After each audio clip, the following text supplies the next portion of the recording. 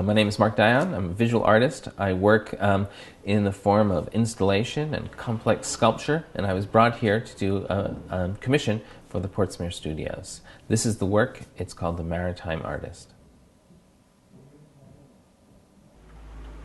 You know, what attracted me to this particular project and why I put so much energy into it was the relationship I saw here between fishermen and artists. And, you know, I come also from a city that has a very large industrial seaport that is very much based on a fishing economy, New Bedford, Massachusetts. And it's also a city which has a very rich history of art and a lot of practicing artists there. The idea that there's a dialogue between those artists and fishermen, it's just unimaginable. It doesn't happen. It's hard to think that it could happen. Yet, you know, fishing and art are two things I've always been fascinated with. I spend a lot of time thinking about them, debating issues around them. And, you know, I love personally to fish. So to come to this building, which had this unique history of fishermen on the ground floor, artists up in the lofts, you know, there's no other place in the world like this. And that the fishermen and the artists have a very productive, very warm, very intelligent dialogue. You know, that was just a context that I couldn't miss an opportunity to work here.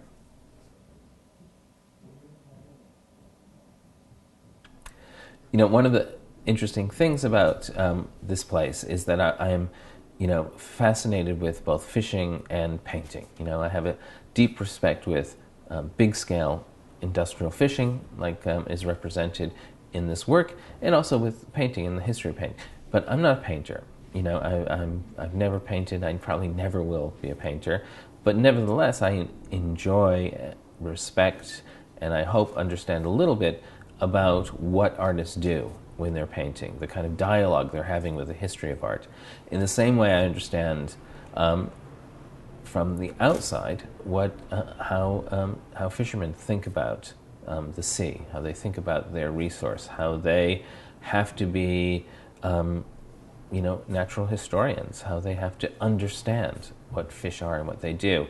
So this is a way for me to address these two things that are really deeply important in my life and to combine them in this piece and in this kind of fictional character who occupies this space.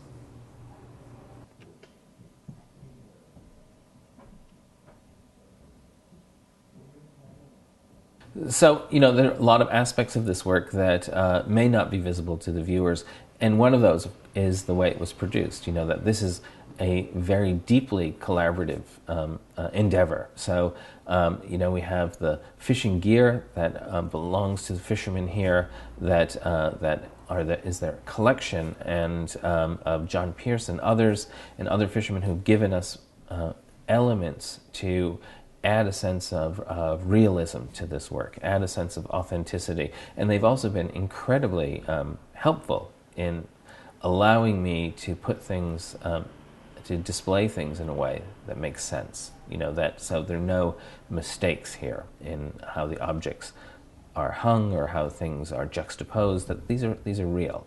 And so so there's been great help from them. And also I worked with one of the artists here, with James from the Porthmeor studios, a young artist who has a studio here, who has a kind of insight and vision and sensibility that that has allowed this piece to come together in a very careful way. He was really my eyes and ears when I wasn't on site, and also with 8 students or so from the Falmouth, from the art school in Falmouth, who helped me put it all together, who did a lot of the grunt work of cleaning and organizing the objects, and who have very good instincts and very good training, and were just an enormous asset to putting the piece together.